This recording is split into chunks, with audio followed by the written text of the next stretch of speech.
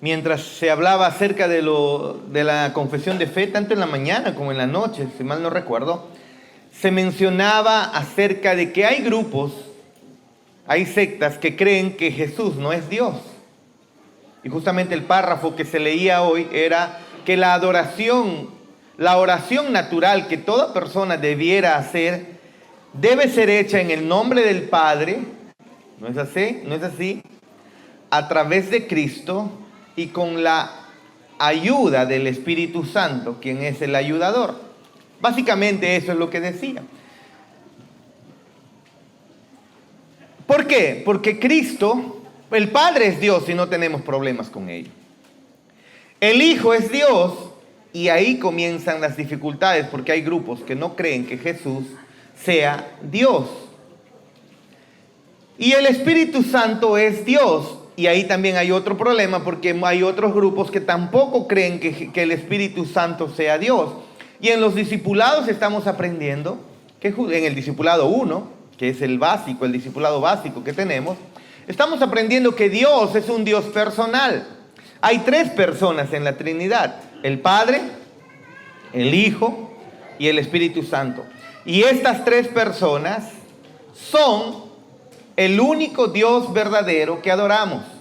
Hay una sola esencia divina, un solo Dios, pero este Dios es 3 personas. No 3 dioses, sino 3 personas. Y estas 3 personas coexisten eternamente y son el único Dios verdadero que adoramos. Ahora, sé que eso es un tanto complejo. Muchas veces lo hemos dicho. Si queremos entender la Trinidad, de la cual hemos cantado incluso hoy día, si queremos entender, espérense, si usted entiende la Trinidad, pues usted debiera enseñarme, porque ni yo mismo la entiendo. Si quisieras entender la Trinidad, imagínate a un Dios maravilloso, increíble, tú y yo, con la mente finita, pues pudiéramos perder la cabeza. Pero el negarla también es algo que tú y yo no debiéramos hacer, porque pudiéramos perder o perderíamos nuestra alma al negar la deidad de Cristo, al negar la deidad del Espíritu Santo.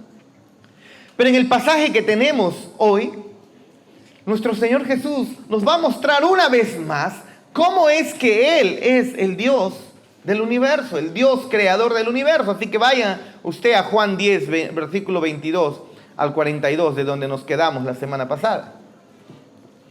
Dice el texto: celebrábase en Jerusalén la fiesta de la dedicación. Una manera antigua de decir se celebraba, ¿no? Se celebraba en Jerusalén la fiesta de la dedicación. Era invierno. Y Jesús andaba en el templo por el pórtico de Salomón. Y le rodearon los judíos y le dijeron: ¿hasta cuándo nos turbáis el alma? Si tú eres el Cristo, es decir, el Mesías, el enviado de Dios, dínoslo abiertamente. Y Jesús les respondió: os lo he dicho y no creéis.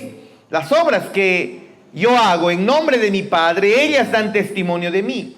Pero vosotros no creéis, porque no sois de mis ovejas, como os he dicho. El mensaje anterior.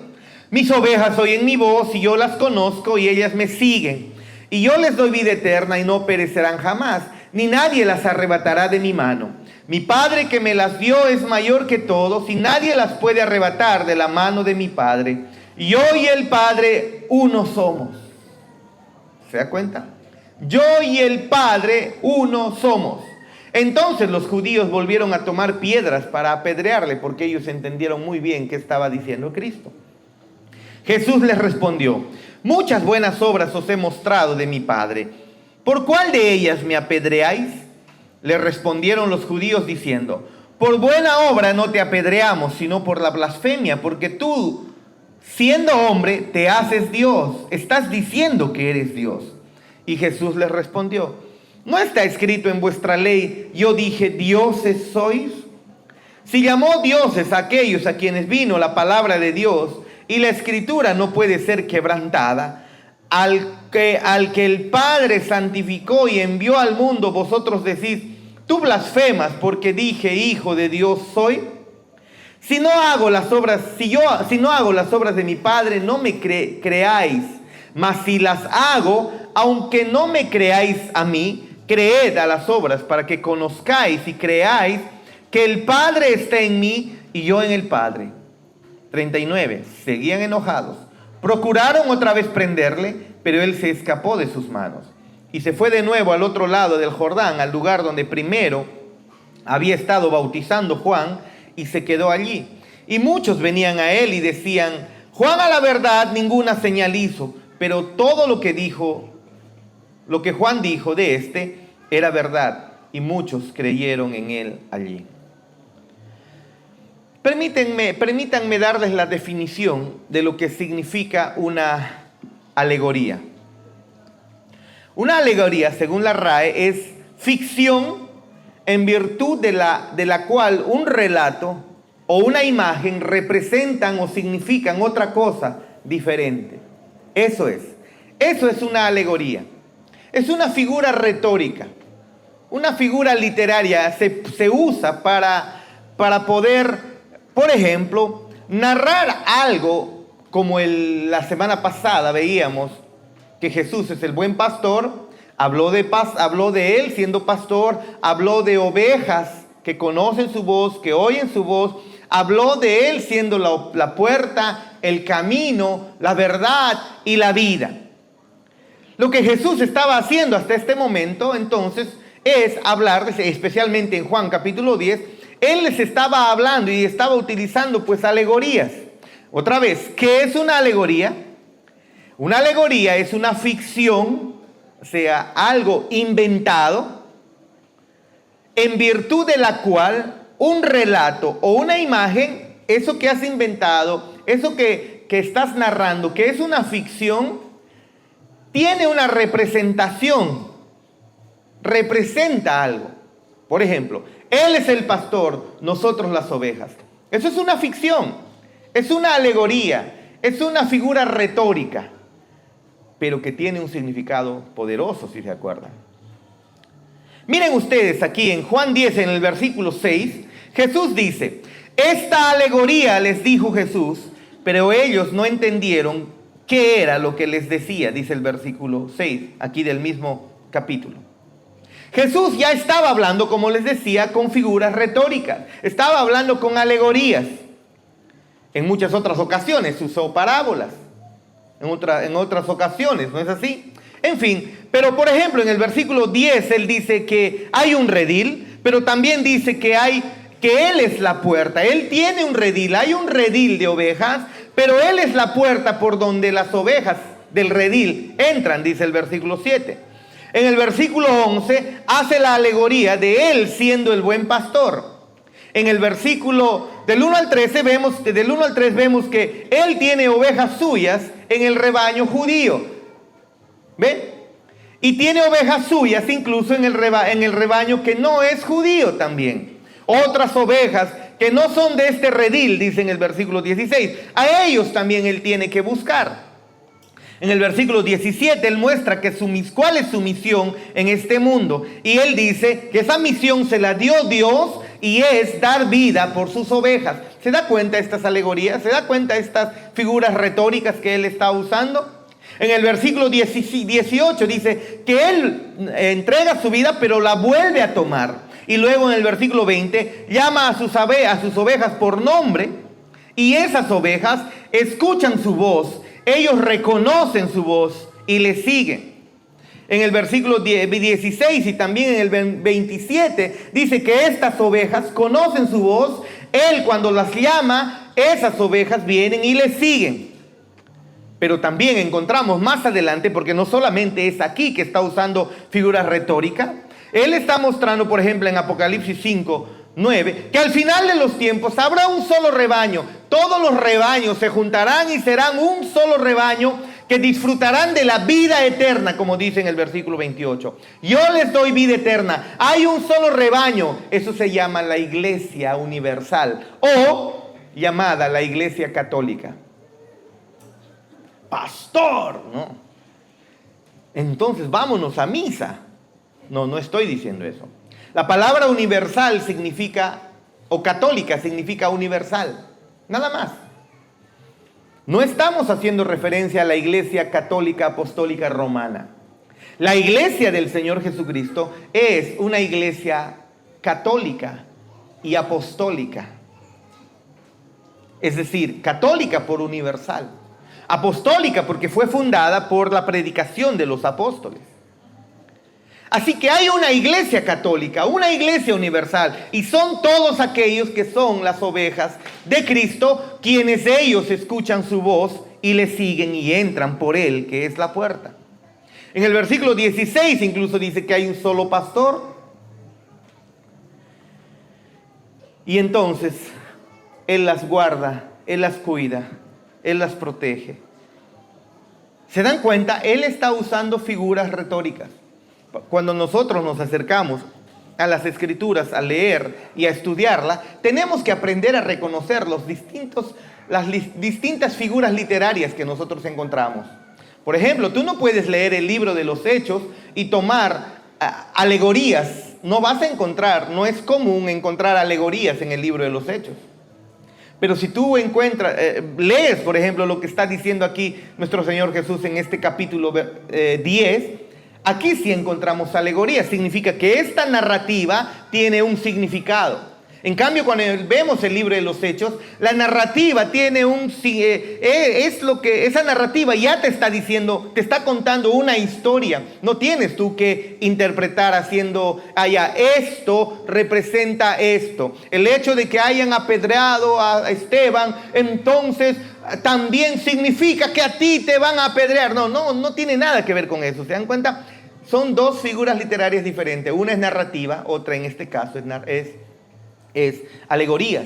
Hay otras que son parábolas. Los salmos son libros poéticos. Ahí hay poesía, hermosa poesía. Hay libros proféticos donde también hay visiones que Dios ha entregado, y esas visiones que son representaciones de una realidad espiritual tienen un significado, pero tienen que también ser interpretados a la luz de otros muchos pasajes. Así que nuestro Señor Jesús aquí está usando figura retórica, está usando alegoría. Pero lo está haciendo para que los oyentes puedan entender quién es Él. Yo soy el buen pastor. Yo soy la puerta. Hay un solo redil. Ellos escuchan mi voz. Yo les doy vida. Yo les doy vida eterna.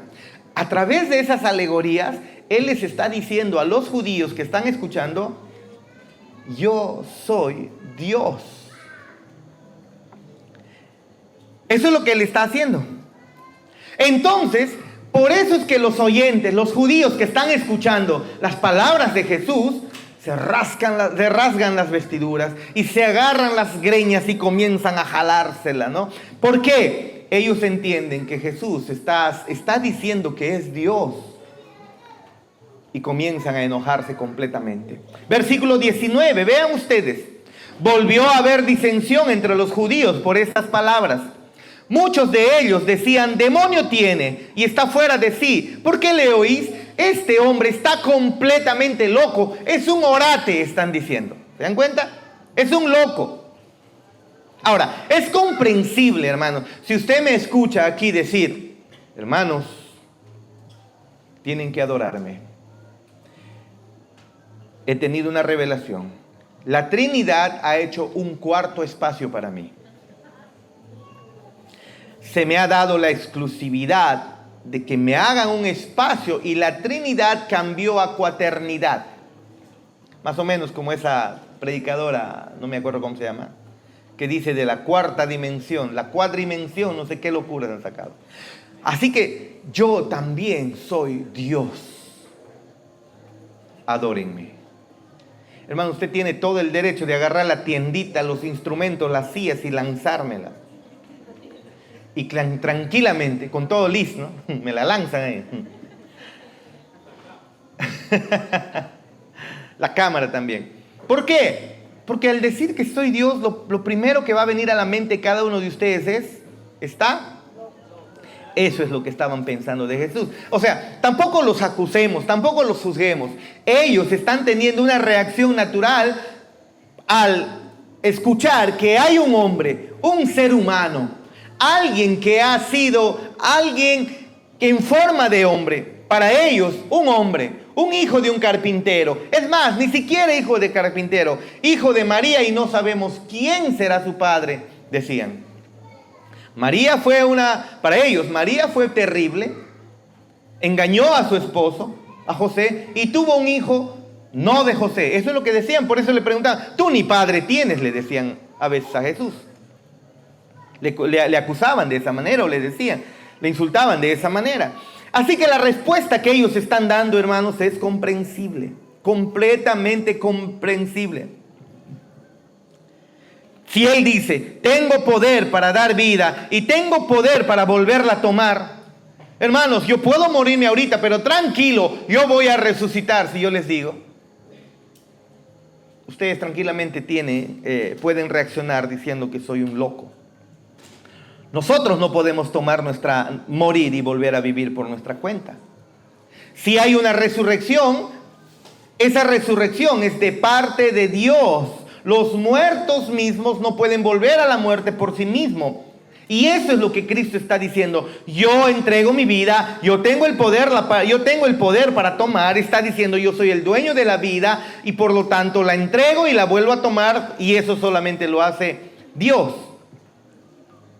¿Se dan cuenta que estos entonces discípulos o judíos están enojados con justa razón? Aparentemente con justa razón. Ahora, observemos de una manera general esto que está ocurriendo aquí, porque en el versículo 24 Jesús está caminando, dice en el templo, dice el texto, y le rodearon los judíos y le dijeron, ¿hasta cuándo nos turbáis el alma?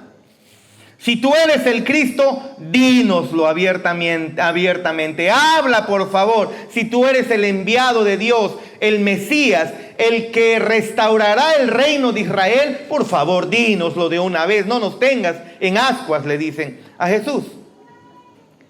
En otras palabras, esa figura retórica que has estado usando del pastor, de las ovejas, de la vida eterna, con todo lo que tú estás hablando, no es del todo claro. Por favor, queremos algo completamente claro. ¿Eres o no eres?, le están preguntando.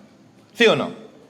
No estamos entendiendo estas alegorías que haces, que pastor, que ovejas, no, nada. Quiero que nos digas, por favor, dinos, le dicen a Cristo, ¿eres o no eres el Mesías? Espérate, la respuesta que Jesús hace es una respuesta que va mucho más allá a la simple pregunta que ellos están haciendo. Retrocedamos un poco y repitamos lo que siempre he estado diciéndoles, y usted también lo ha aprendido. Los judíos tenían un entendimiento del Mesías diferente al que Dios iba a enviar. Ellos esperaban, al ser un pueblo oprimido por muchos imperios, pasaron muchos imperios sobre ellos, desde que el rey David muere y llega Salomón y todavía el reino está unido, y luego pasa a su hijo Roboam. El reino de Israel se divide en dos reinos, y desde ese momento muchos pueblos han estado atacándolos y los esclavizaban. Los llevaban incluso muy lejos esclavizados, como en el caso del reino del norte y el reino del sur. El reino del norte yendo a Siria y el reino del sur yendo a Babilonia. ¿Se acuerdan ustedes? Han sido llevados esclavos. Otros pueblos han estado encima de ellos esclavizándolos. Pasa el tiempo y llega el imperio medo-persa y también los toma como esclavos, los toma como su propiedad, y ellos entonces, siendo el pueblo especial de Dios, están viviendo oprimidos. Pasa el imperio medo-persa, se levanta Alejandro Magno y entonces comienza la conquista del imperio griego, y el imperio griego se levanta y conquista, y ahora es el imperio griego que está encima de ellos. Luego viene el imperio romano y el imperio romano ahora destroza y destruye al imperio griego y entonces es el imperio romano quien está encima de ellos y ellos están deseosos. Ya quisiéramos volver a los tiempos de David, donde el reino era grande, donde nadie nos atacaba, donde nosotros éramos fuertes y donde Dios estaba con nosotros. Él nos acompañaba. Ya quisiéramos volver a esos tiempos, ya no oprimidos, sino en libertad. Ellos decían eso y leyeron las escrituras y encontraron que las escrituras prometían un libertador, prometían un Mesías, prometía a alguien que restauraría el reino de Dios. Y ellos pensaron, debe ser un rey, debe ser un David más, un hijo de David, que tal vez va a venir con su caballo blanco y con espada y con un ejército y nos va a levantar y estamos prestos para ir y entonces a atacar a los romanos y restablecer el reino de Israel. Ellos tenían en mente un Mesías político.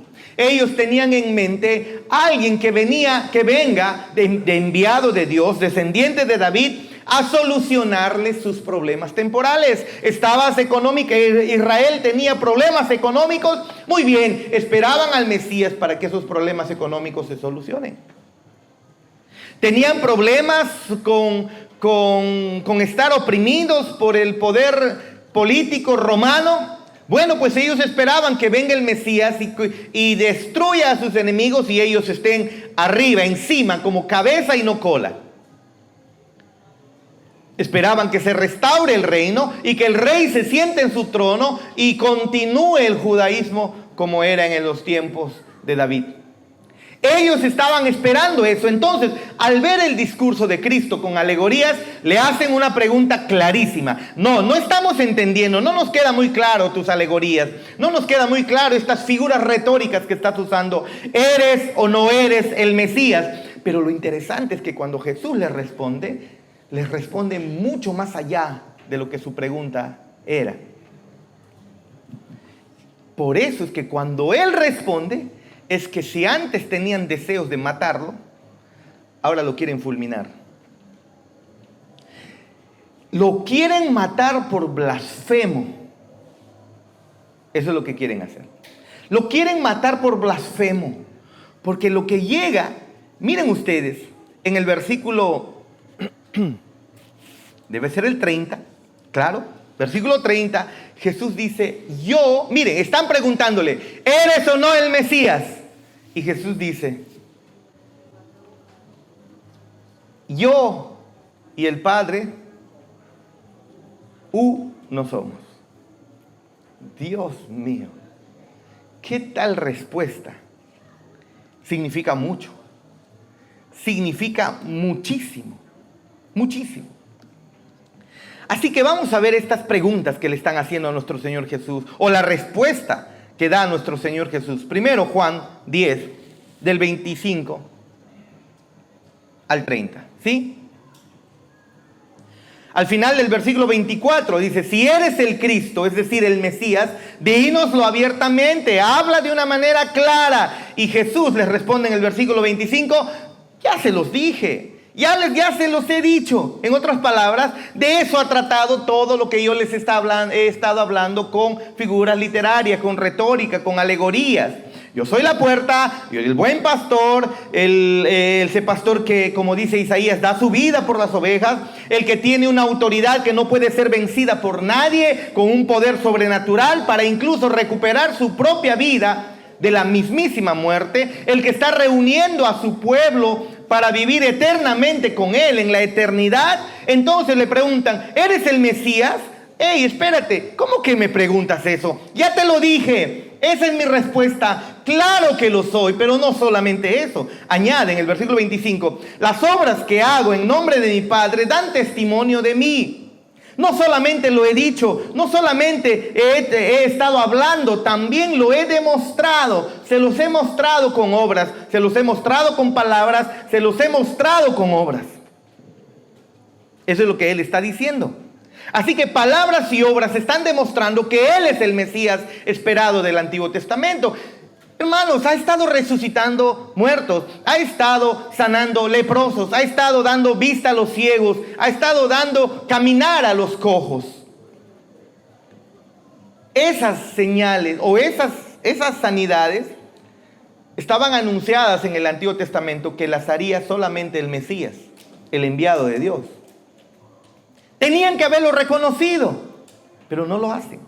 Pero Él les dice, sí, soy el Mesías, pero no solamente eso. Soy el enviado, soy el Cristo, pero no solamente eso. Déjame darles, es como si estuviera diciendo, una figura retórica más.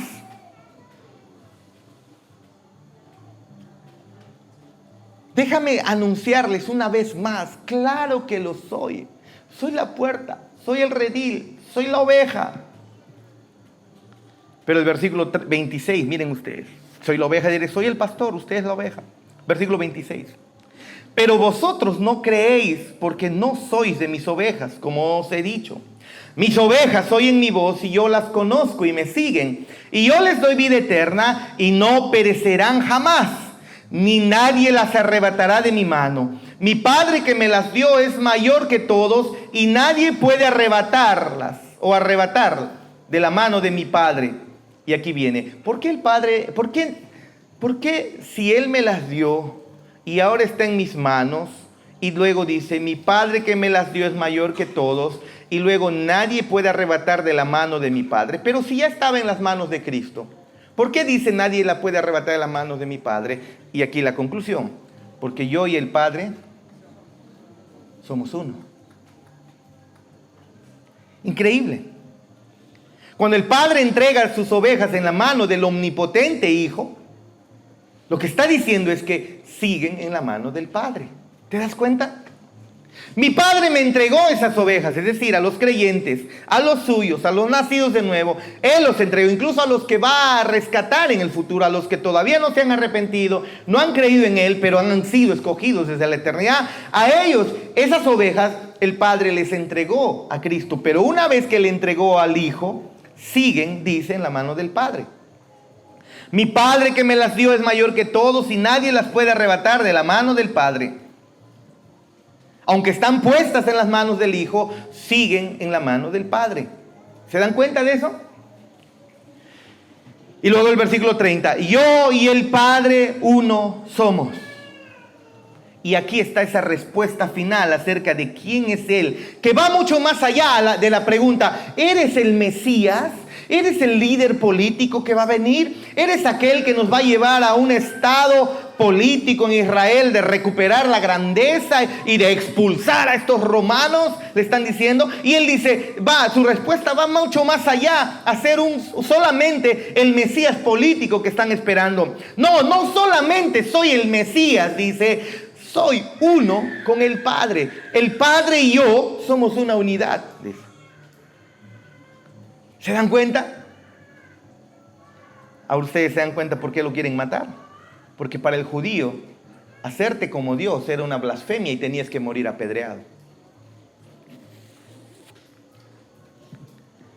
Pero miren, hermanos, Jesús ahora muestra en esto que está hablando, está mostrando que esa unidad que Él tiene con el Padre es la garantía para nuestra salvación, es la garantía para nuestra seguridad eterna.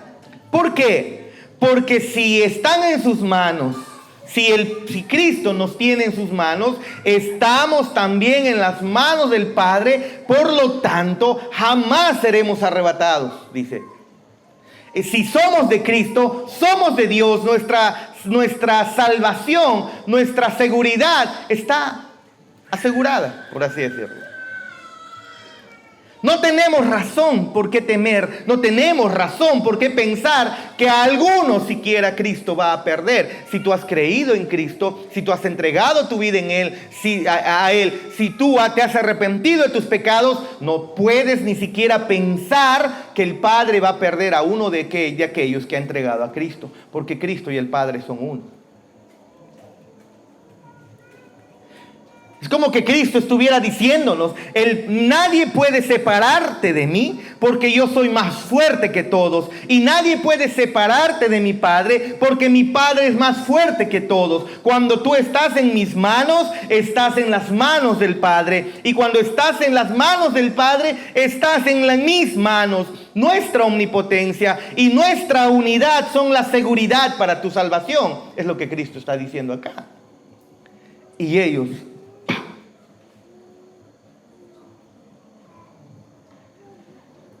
Qué increíble, hermanos, para aquellos que llevan el discipulado 3, que estamos aprendiendo acerca de Cristo, de su precioso evangelio. Vean ustedes, si hemos dicho, si Cristo es Dios, todo tiene sentido. Y aquí una vez más el Señor te adoctrina. ¿Te das cuenta cuán importante es la doctrina?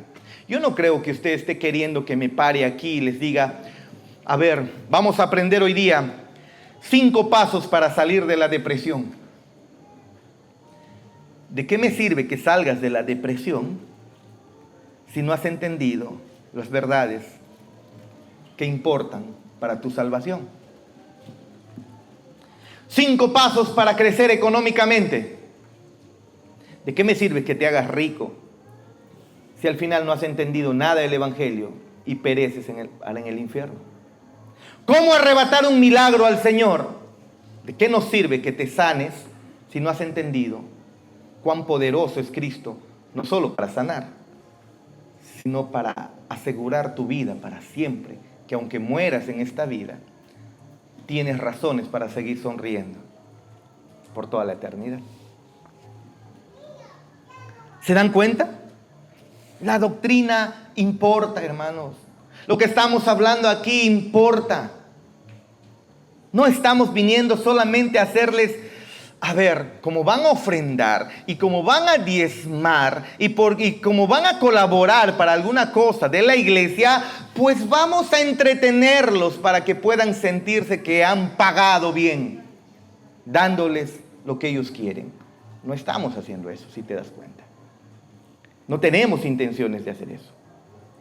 El ofrendar, el diezmar, el poder dar es voluntario, pero también es un principio que Dios nos lo ha puesto en su palabra.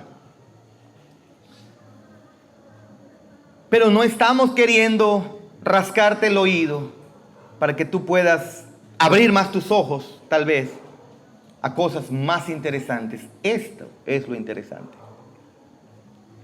Ahora, la lección aquí es esta, justamente, que el Padre y Cristo son uno.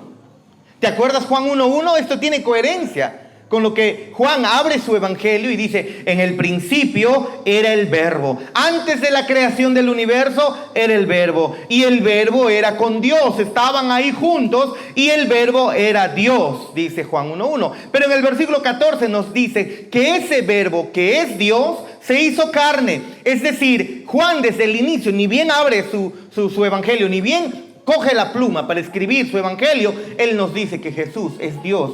Y ahora lo va a desarrollar durante todo su evangelio. Y llega a este punto, clímax, donde Jesús dice, el Padre y yo, uno somos. No hay diferencia. Somos iguales.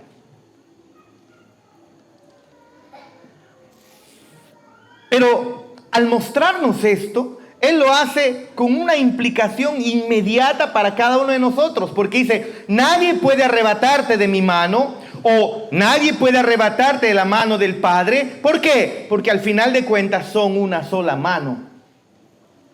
Es lo que está diciendo. ¿Te das cuenta? El Padre y yo uno somos. Y eso tiene mucha implicación, tiene mucha teología, mucha doctrina para que tú puedas absorberla. Ay, pastor, pero esto está aburrido. Mejor cuéntame una parábola más sencillita, donde yo soy el campeón. Mejor cuéntame la de David. David, ¿cómo mató gigantes? Porque yo tengo varios gigantes. Mi suegra es un gigante. ¿Cómo matar a tu gigante? Mis deudas son un gigante. ¿Cómo matar a ese gigante? Una enfermedad. ¿Cómo matar a ese gigante? Quiero matar a gigantes. Enséñame eso. No, es por las puras. Yo te aseguro que en esas iglesias donde están haciendo eso, el circo es mucho más sano, con todas sus locuras y tonterías que tienen y sus vulgaridades que tienen. Es mucho más sano que en esas iglesias donde enseñan de esa manera. Necesitas doctrina, necesitas entender lo que implica, por ejemplo, que Cristo y el Padre uno son. Mira la doctrina, cómo se conecta con todo lo que las Escrituras están enseñando. Así que la respuesta de Jesús a la pregunta del versículo 24 es: sí, yo soy el Mesías, pero mucho más que el Mesías. Y si soy mucho más que el Mesías, eso tiene repercusiones en la seguridad de tu alma, porque estás en mis manos, estás en las manos de Dios, porque el Padre y yo uno somos. ¿Te das cuenta? Versículos 31 y 34. Entonces los judíos volvieron a tomar piedras para apedrearle. ¿Ya te das cuenta por qué lo quieren matar? ¿Ya te percatas por qué quieren matar a Jesús? Está diciendo que es Dios. Ellos lo entienden, ellos lo saben. Y Jesús le respondió, versículo 32. Muchas buenas obras os he mostrado de mi Padre. ¿Por cuál de ellas me apedreáis? Le respondieron los judíos diciendo: por buena obra no te apedreamos, sino por la blasfemia, porque tú, siendo hombre, te haces Dios. Tú, siendo hombre, estás diciendo que eres Dios. A pedradas te vamos a matar. ¿Se dan cuenta? Ellos llegaron a escuchar, ellos llegaron a entender que Jesús está diciendo: yo soy Dios. Hermanos, eso es lo que celebramos en Navidad. El nacimiento de Dios. No el nacimiento del niño que va a hacer posible que tengas un árbol de Navidad y que tengas regalos el 25. No es eso, o el niño que hace posible que comas panetón. Algunos que tienen buen dinero con buenas pasas y algunos con pasas poquititas. No, o que tengas un pavo o que tengas un pollito en la mesa ese día. Si es pollito del horno será, ¿no? No, hermanos, no es solamente un hombre que hace posible una fiesta. El que nace es el mismísimo Dios del universo, a quien le debemos nuestra vida, nuestra adoración. Y si estás en sus manos, estás en las manos de Dios.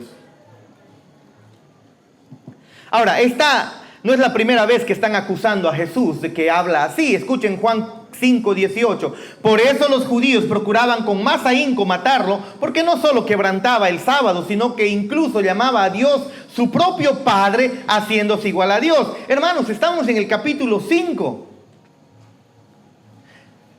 Estoy leyendo el capítulo 5, pero ahora estamos en el capítulo 10. Esto es algo que ya ocurrió anteriormente.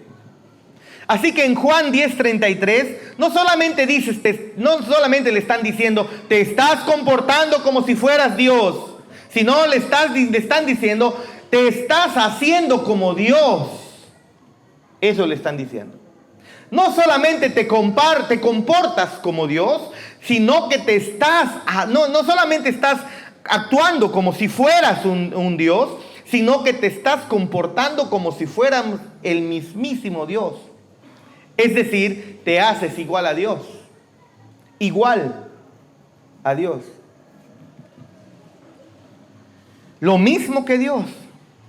Así que la respuesta es comprensible. Ellos dicen, blasfemo, te vamos a matar, te tenemos que apedrear.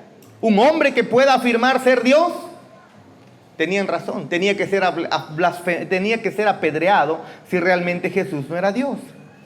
Pero ¿acaso Jesús estaba afirmando realmente que Él era Dios? Claro que sí. El Padre y yo, uno somos. Pastor, no dice mucho porque tenemos Juan 17:22, donde dice que Cristo, hablando acerca de ahí en la oración en el Getsemaní, cuando dice, la gloria que me diste, Padre, yo les he dado para que sean uno, así como nosotros somos uno. Entonces, ¿te das cuenta que ser uno no significa ser del mismo nivel? uno en propósito, uno en acción, uno en afecto. No creo que Jesús esté diciendo eso. No, pero sí, ellos tenían razón al acusarle a Jesús de que esté diciendo que Él era Dios. Ellos estaban entendiendo su palabra. Ellos sabían que Jesús ya lo había dicho en muchas ocasiones. Se había comparado a Dios y se había hecho como Dios en muchas otras ocasiones. Así que aquí estos judíos tenían razón al decirle, estás comparándote a Dios, estás diciendo que tú eres Dios. Miren ustedes, Juan 1:1, en el principio era el verbo y el verbo estaba con Dios y el verbo era Dios. Y el versículo 14, y el verbo se hizo carne y habitó entre nosotros. ¿Acaso Juan no está comparando a Jesús con Dios? Juan 5:19, Jesús les dijo, de cierto les digo, el Hijo del Hijo no puede hacer nada por sí mismo, sino lo que ve hacer al Padre, porque todo lo que el Padre hace, también lo hace el Hijo. Está diciendo que es igual a Dios. Ningún ser humano puede hacer las obras de Dios. Todo lo que hace el Padre lo hace el Hijo, dice Cristo. Y ya lo habían escuchado antes y ya les estaba doliendo muchísimo el corazón pecador que tenían estos judíos. Juan 8:58, Jesús les dijo, de cierto os digo, antes que Abraham fuese, yo soy. El nombre con el que se presentó a Moisés, yo soy. Juan 10:18, tengo poder para poner mi vida y tengo poder para volverla a tomar. ¿Quién más puede tener el poder para dar vida y para matar y dar vida? Ni siquiera es Satanás, es Dios. Juan 12:41, más adelante, dice, Isaías dijo estas cosas porque vio su gloria y habló de él. Cuando Juan se menciona a Isaías, Juan está diciendo que Isaías vio la gloria de Cristo, pero Isaías vio a Dios en Isaías 6. Así que lo que está diciendo Juan es, Jesús es Dios. En Juan 20:28, cuando se presenta a Tomás y le demuestra a Jesús que Él es resucitado, Tomás le responde ahora, ¿no? Señor mío y Dios mío. Y Jesús acepta la adoración. No se aceptaba, ni siquiera los ángeles aceptaban la adoración de los hombres. Y Jesús acepta la adoración de Tomás. ¿Te das cuenta por qué entonces cogieron las piedras y buscaron lanzárselas a Jesús? Los adversarios de Jesús habían entendido claramente que Cristo estaba diciendo, yo soy Dios. Yo soy Dios.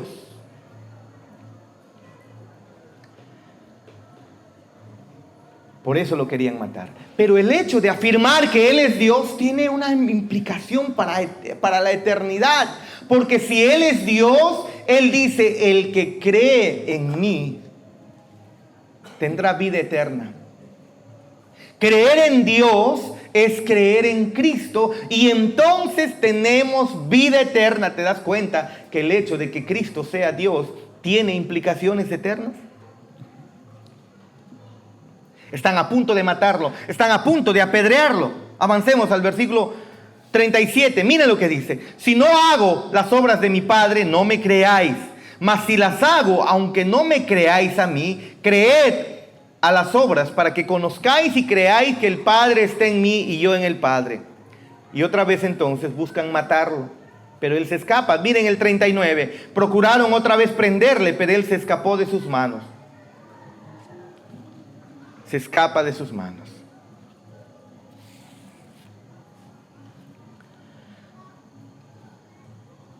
Y Jesús, una vez más, está teniendo paciencia con estos hombres. Pudo haberlos consumido y haberlos dejado simplemente con eso. Pero el Señor Jesús está teniendo compasión con ellos. Él se escapa de las manos de ellos. Él se aleja. Aunque vinieron a apresarlo, Él se aleja. Uno pensaría, esto ya terminó por completo. Estos hombres están ciegos, Jesús las abandonó, Jesús los dejó, todo termina en oposición, todo termina en incredulidad, pero no terminó así. Juan pudo haber pasado al siguiente capítulo para mostrarnos la historia de cómo es que Lázaro es resucitado. Pero no, todavía Juan tiene algo más que decirnos. Versículo 40. Ahí en Jerusalén las personas están con ira, están incrédulos, hay planes de matarlo. Pero al otro lado del Jordán, Juan nos muestra que ocurrió algo maravilloso. Creyeron, versículo 40. Y se fue de nuevo al otro lado del Jordán, al lugar donde primero había estado bautizando Juan. Y se quedó allí, y muchos veían a él y decían: Juan a la verdad ninguna señal hizo, pero todo lo que Juan dijo de éste era verdad, y muchos creyeron en él. Miren ustedes, se va Cristo de esa tierra donde hay incredulidad, oposición, y ahora Cristo se va a una tierra donde brota la fe, brota el amor por Cristo. Este lugar es el lugar donde Juan el Bautista había predicado. Es el lugar donde Juan el Bautista había bautizado incluso. Es decir, Juan el Bautista, el precursor de Cristo, el que preparó el camino de Cristo, él predicó de Cristo, anunciando de Cristo, y cuando él anunció de Cristo, apuntaba solamente a Cristo, no apuntaba así, no decía: síganme a mí, mírenme a mí, yo soy alguien especial. Él no decía eso. Él preparó el camino para que las personas crean en Cristo. Y en ese lugar donde él preparó a las personas para que vean a Cristo como lo más glorioso, Cristo va y Cristo es recibido y muchos creen en él. ¿Te dice eso mucho? ¿Qué es lo que hizo Juan? ¿Qué es lo que hizo este evangelista? Este Juan, predicador del evangelio, ¿en qué se centró? Versículo 41 dice: no hizo ninguna señal. Para aquellos que creen que una iglesia necesita, en una iglesia, haber señales, milagros y prodigios. Juan no hizo ninguna señal, milagro y prodigio. Todo lo que Juan dijo de este hombre era verdad, dijeron. En otras palabras, el ministerio de Juan fue modesto. El ministerio de Juan no tuvo pompa. El ministerio de Juan no buscaba fama, no buscaba la atención sobre sí mismo, buscaba la atención sobre Jesús. Y preparó el camino, y cuando Jesús va a la zona donde Juan había predicado, ¿qué hacen las personas? Creen. ¿Se da cuenta? Cuando el predicador exalta al Mesías, cuando el predicador exalta a Cristo y no se exalta a sí mismo, no hay estorbo para que la fe pueda brotar en los oyentes. ¿Se percata de eso? En ese momento la fe no floreció en Jerusalén. Rechazaron a Juan, rechazaron su mensaje, pero donde Juan abrazó una mentalidad humilde, una mentalidad modesta, la gente reconoció a Jesús, oyeron su voz, porque eran sus ovejas. ¿Qué es lo que dijo Juan? ¿Cómo caminó con su ministerio? Juan 3:28, por favor. Miren ustedes. Miren ustedes.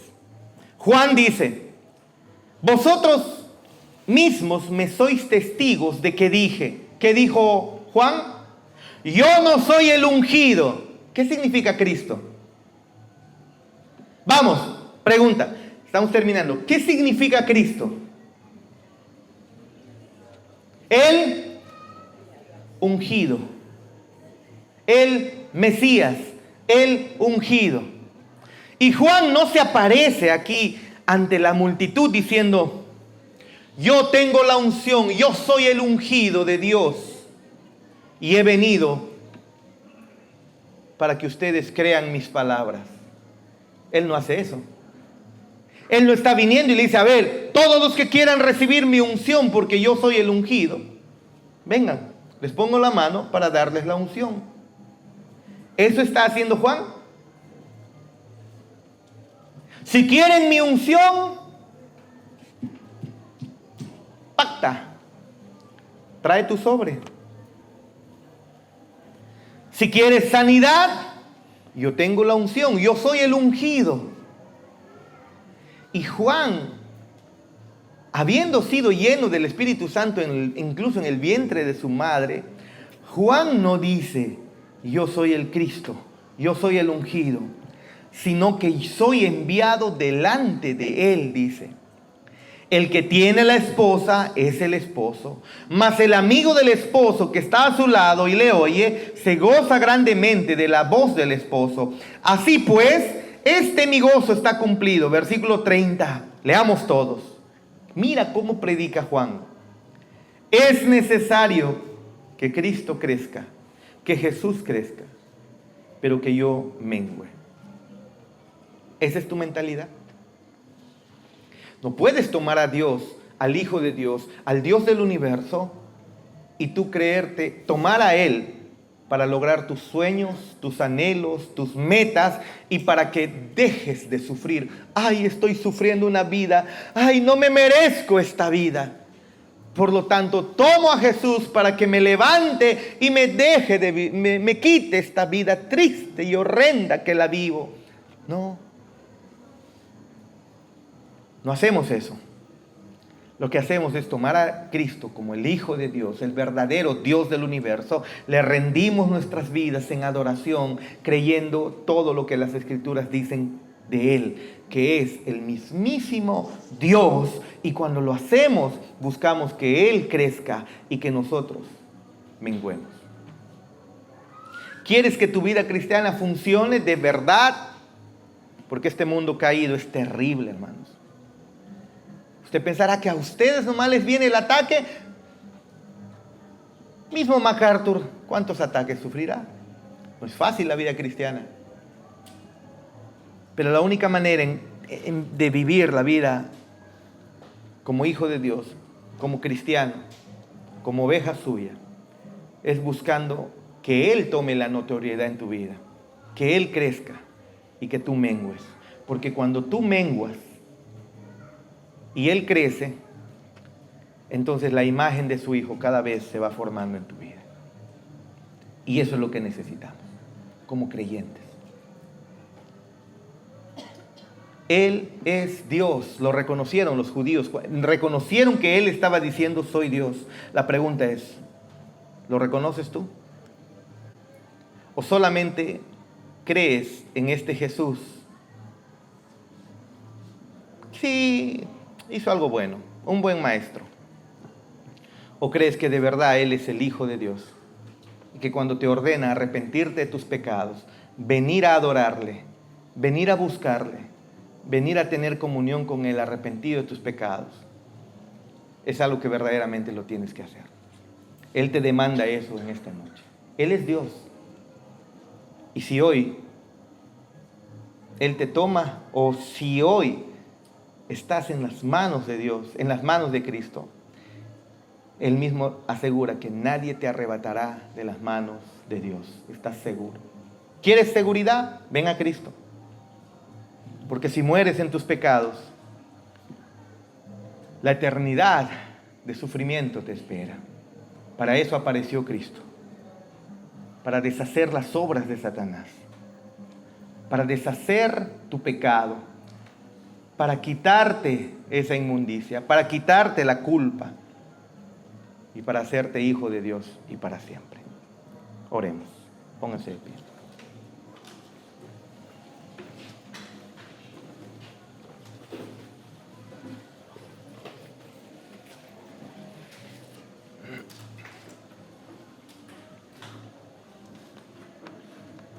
Una vez más tengo que hacerte la pregunta. ¿Quién crees tú que es Cristo? ¿Quién crees tú que es Jesús? Si me dices que es Dios, Él dice y recuerda que el más grande de los mandamientos es amar a Dios con toda tu alma, con toda tu mente, con todo tu ser. Si Él es Dios, entonces eso es verdad. ¿Qué haces con ese mandamiento? ¿Estás amando a Dios con todo tu corazón, con toda tu alma? ¿Estás poniendo en prioridad tu comunión con Él a través de su palabra, a través de la asistencia a la iglesia fiel, a través de la comunión con los hermanos, a través de tu comunión personal con Él? ¿Estás creciendo en el conocimiento de quién es Él? Porque no solamente basta con decir, sí, Él es Dios, e irte de aquí como si nada hubiera pasado. Si Él es Dios, Él demanda tu devoción. Él demanda que vengas a comunión con Él. Y sabes, a pesar de tus pecados, Él no te rechaza. Te abre sus brazos y está presto para perdonar todos tus pecados, limpiarte de toda maldad. Solamente tienes que venir creyendo y ser salvo.